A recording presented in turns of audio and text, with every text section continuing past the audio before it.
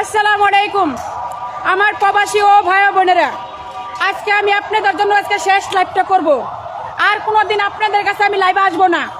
এই যে দেখতেছেন ঢাকা মেডিকেল, দীর্ঘ মাস ধরে আমার মেয়েকে আমি ঢাকা মেডিকেলে চিকিৎসা করতেছি।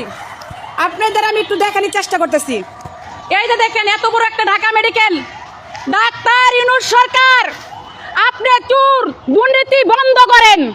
এখানকার এই হাসপাতালে ঢাকা মেডিকেলে একটা টলি নিলে 500-1000 টাকা নেয়। আমার মেয়েটা দেখেন, এই যে ঢাকা মেডিকেল, সকাল 5টায় আইসি, লাশের মতন আমার মেয়েটা পড়ে আছে। এই যে প্রত্যেকটা রিপোর্ট তারা বলে এই জায়গা চিকিৎসা নাই। এই জায়গা যদি চিকিৎসা না থাকে, সারা বাংলাদেশের ভিতরে ঢাকা মেডিকেল শ্রেষ্ঠ মেডিকেল। সাধারণ মানুষ আমরা কোথায় যাব? ডাক্তারকে বললে তারা আমাদেরকে বলে যে আমরা প্রাইভেটে চিকিৎসা করবো। আমাদের যদি অর্থ সম্পদ থাকতো তাহলে আমরা প্রাইভেটে চিকিৎসা করতাম। আমরা অসহায় গরিব মানুষ দেখে আমরা ঢাকা মেডিকেল আইছি।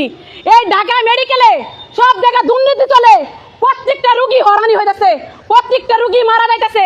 এরা কাগজ সঠিকভাবে বলে না। এই হাসপাতাল তারা এগুলো বলে। তারা টলি দিতে গেলে 1000 টাকা বিল নেয়, 1000 টাকা বিল নেয়। রিপোর্টে এই টাকা সেই টাকা।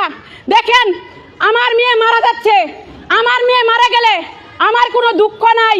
ডাক্তার ইউনূসের কাছে আমি বলতেছি, আপনি এই দেশে থাকতে হলে আপনি জবাব দিয়ে দেখেন।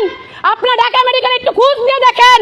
তারা খাওয়ান সঠিকভাবে দেয় না, সাধারণ ডাল আর পানি দেয়, সঠিকভাবে তারা খাওয়ান দেয় না।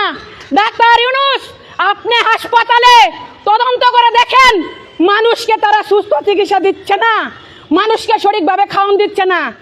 সাধারণ একটা টলি নিলেও তারা 1000 টাকা গাড়ি ভাড়া নেয়। আমার মেয়েটারে একটা টলির জন্য দিতে চাচ্ছি যে আমার মেয়েকে দোতলা তুলবো, আমার মেয়েকে আমি গাড়ি তুলতে পারতেছি না।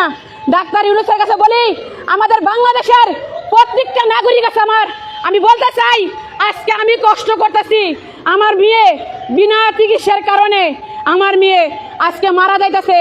সকল ভাই সকল বোনদেরকে বলতে চাই, আমার মতন অসহায় আপনারা আমার পাশে দাঁড়ালেন না, তাতে আমার কোনো দুঃখ নাই।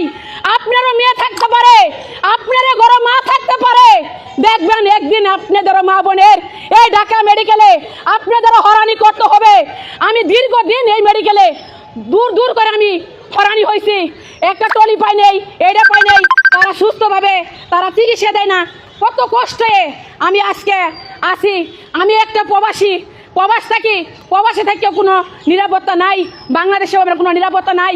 সকল ভাই বোনদেরকে বলতে চাই, আমার মেয়েটা খুবই অসুস্থ। এই দেশের মানুষ আপনারা যদি বিচার না করেন, তাহলে এদের মতন এই হাসপাতালে দুর্নীতি আর দুর্নীতি চলতেই থাকবে, দুর্নীতি চলতেই থাকবে। এই দুর্নীতি বন্ধ করেন, এই দেশে দুর্নীতি বন্ধ করতে হবে। এই হসপিটালে ঢাকা মেডিকেলে এই দুর্নীতি বন্ধ করতে হবে। সরকারি টলি দিছে, টলি কেন তারা ভাড়া খাবে? একটা রুগী মারা যা, তারা একটা টলি পর্যন্ত দেয় না। সরকার কি বলছে যে টলি দিবে না? সরকার গাড়ি কেন দিছে? সরকার কেন বলছে টলি? আমরা প্রবাসীরা জানতে চাই, আমাদের বাংলাদেশে কেন নিরাপত্তা নাই?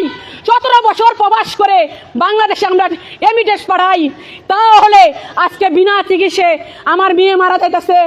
এই দেশবাসীর কাছে আমার একটাই অনুরোধ, দেখেন আমার মেয়েরা যদি আজকে আমার মেয়েটা মারা যা, এই দেশবাসীর কাছে সবার কাছে বলতেছি, আজকে আমার মেয়ে মারা গেলে আমার কোনো দুঃখ নাই। আপনারা এই হাসপাতালে যারা তদন্ত করে দেখেন, টাকা ঘুষ আর ঘুষ। সবাই ভালো থাকবেন। আসসালামু আলাইকুম।